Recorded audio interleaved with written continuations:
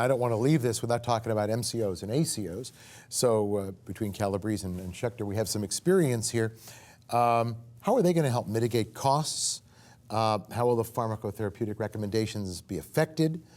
Give me some programs that have been implemented, and what types of programs can we experience in the future?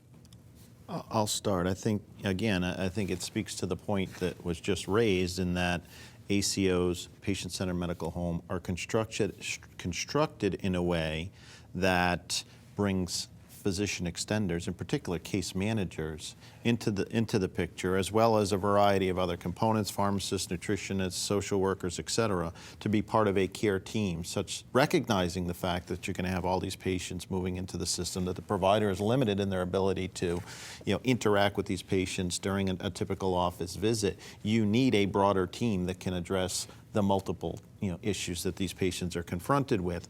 And the ACO, the advantage of the ACO is there is a greater connectivity, and there is a shared accountability for improving quality of care in these individuals, keeping them out of the hospital, preventing the readmissions.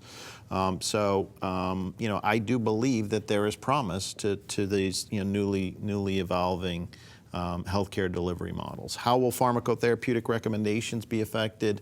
That will be dictated by by the evidence and by new guidelines that are coming down the pike that are driven by that evidence. It remains to be determined today how they'll be affected, but I do think it's going to be a much more, as we talked about earlier, a holistic approach to managing these patients across these multiple comorbidities. Anything to add? Yes. I knew that. Well, I think it's important to note that ACOs are not a delivery system. ACOs are a mechanism to pay for the delivery of care.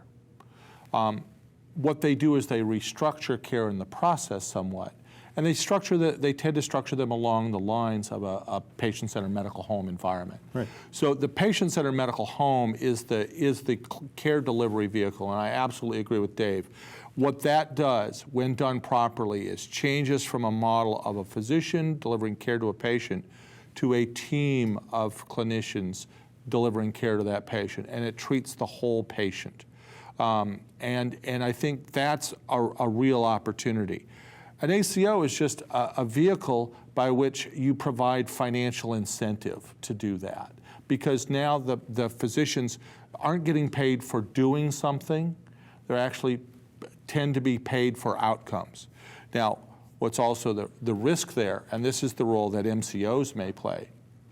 Currently, we're the overseers of overutilization.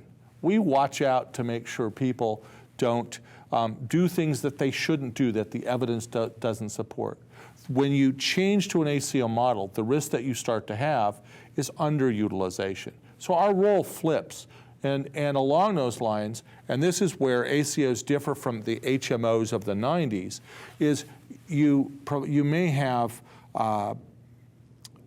risk-sharing contracts where the providers are holding the risk, and what that could do is cause them to use the least costly alternative, which may not necessarily be the best therapy.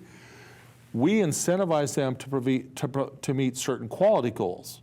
And so by being the overseer of quality instead of quantity as an MCO, what ends up happening is you hope that the physicians will still continue to make the best choice for the patients. Because unfortunately, financial pressures do play a role in the decision-making that most clinicians have. Well, I want to thank